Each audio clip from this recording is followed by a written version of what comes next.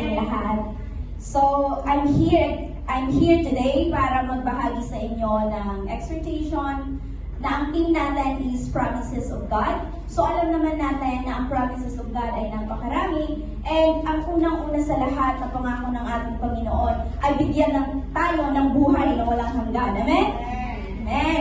So, kaakibat nito is kapag tayo ay nagtiwala sa Kanya, we receive Him as Lord and Savior of our lives, and that's the time that the promises will going to be powerful. Amen? Amen. Amen. So today, I am going to share with you the passage that napili ko po is from the book of Psalms, chapter 46, verse 1 to 2. At ang sinabi, God is our refuge and strength, an ever-present help in trouble. So we don't need to fear even amidst catastrophic chaos like the earth giving way or mountains falling into the sea. So ang pangako pong ito ay ina-assure tayo ng ating Panginoong Jesus of His constant protection, power, and presence. This providing us a secure shelter and grounding us amidst life's most terrifying upheavals, making us safe in His presence. So, i-breakdown po natin ang verses na ito. Unang-una sa lahat, God as shelter. So, He is our refuge, our safe place, our retreat, and the place we go when we are afraid. Amen? So, when there is a lot of fear going around, God provides us a safe place from all this overwhelming harm and destructive forces. So even when we face difficulties in life, don't know what to do or where to run to, God is telling us that He is our refuge, and with Him we are safe. Amen. So it is like saying that God says, call on me and I will rescue you. Come to me and I will welcome you.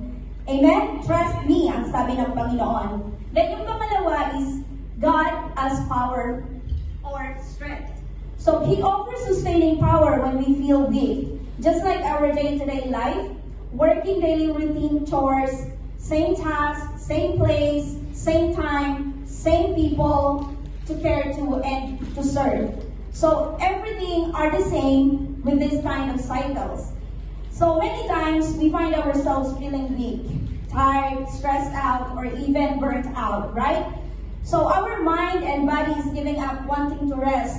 The bed is telling us, so hinahatak tayo ng higaan natin para matulog lang tayo whole day at ayaw nang magtrabaho. But then again, yung trabaho natin, tinatawag tayo para magpatuloy, magtrabaho. Keep moving, keep working on hanggang matapos yung ating trabaho. So, all through the night, and all through the day, because the calling of the work telling us to keep holding and keep moving on until mapatapos na ang ating trabaho, then the only thing we can do is to tell God, Lord, remember me for this and give me more strength para matapos ko ang ating trabaho. Diba? So, lahat pa tayo nakaka-experience nun. Amen. So I tell you, ako din na-experience ko yan many times. But praise be to God kasi nga, His promises are true and it never fails. So He said that whatever we ask for in His name, we will receive it. And yet, He did give it to us because that is His promise to us, to each and every one of us. Amen? And then number 3 is God as ever-present help. So note here that the psalmist emphasizes God is not merely present, but very present intensely. Merely present, and He is actively and intensely involved in our lives. So He's not distant, but actively present in our difficulties, ready to assist us immediately. So God is our ever-present helper who cares enough to share His unlimited resources with us. He is always near, that is nearer to us than we are to ourselves. So it seems like here, so regardless of the troubles we encounter, we can rest assured that our Heavenly Father is there with us, providing us with courage and resilience we need to persevere. So when life often goes along as usual, so we don't think much about our vulnerable state, diba? So we take so much for granted even the chance to be together. So then crisis hits and everything changes. And see, a friend of mine chatted me last week, and she shared her burden and asking for help. So preferably, diba, it is a prayer request. So because of family problems, she was literally stressed out. Anxiety strikes, physically, mentally, and emotionally drained. So she was heartbroken. So hindi siya makapagtrabaho daw ng maayos dahil sa problema niya. And I felt so sad too. So being a friend and a sister in Christ, makikita natin on how nakikita natin yung kahirapan niya ba?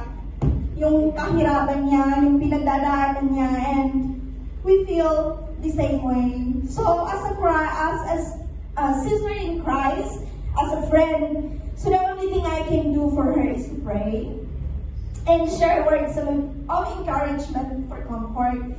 So allowing her to redirect her focus in the presence of the Lord. Amen?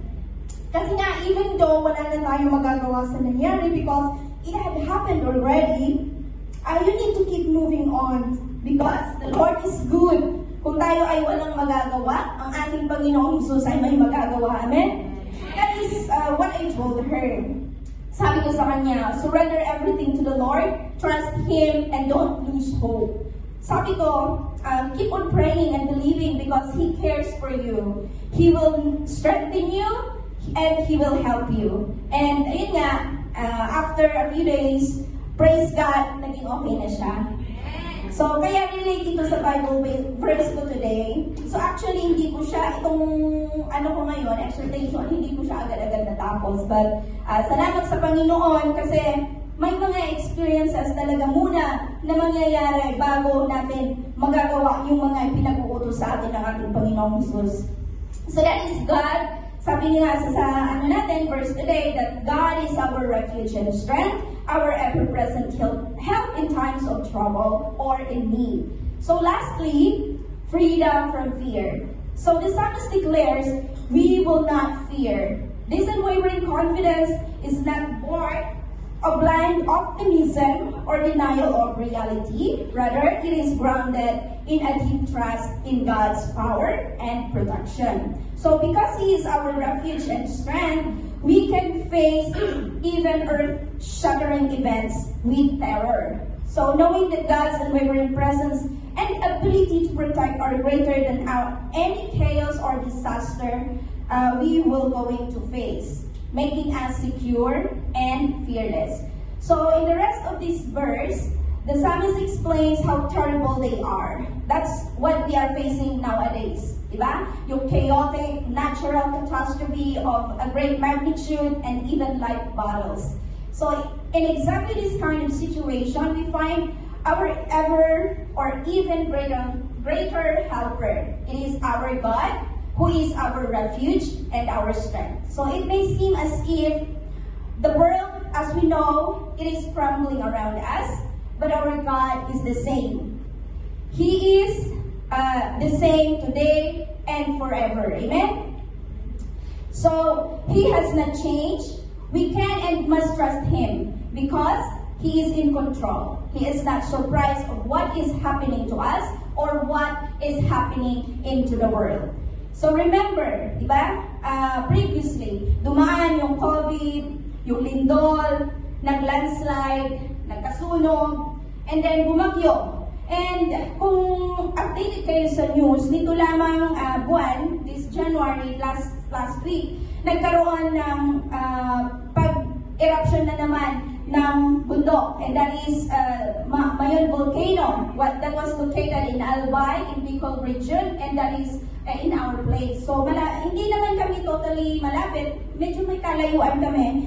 Ngunit, makikita natin dito na yung pagputok ng Vulcan Mayon, nasa level 3 siya.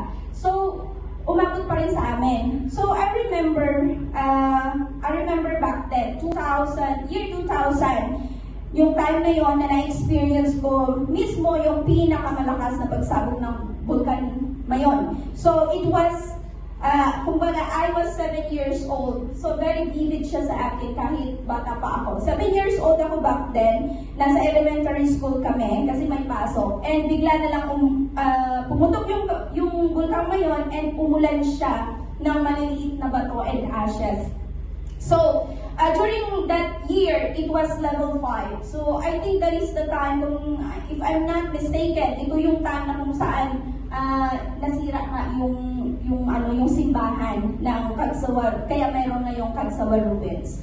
So, umuwi kami, nakatayong, hindi dahil sa init, sa tirik ng init, kundi dahil hindi dahil sa ulan na dala ang tubig, kundi dahil sa ashes and doon sa mga maliliit na bato, di ba? And praise be to God kasi nga nakauwi kami ng safe and sound. Kahit ganoon yung nangyari, nandoon yung protection ni God. So, ngayon, ang tanong, is there a fear in my heart? Yes, of course. But even though may takot, there is also peace dahil alam ko that God is there to help and to protect me, my family, and those people na naapektuhan ng pagsabog ng Bulkan Mayon. So there is a stillness in my heart now na kahit malayo ako sa family ko, I know God is in control.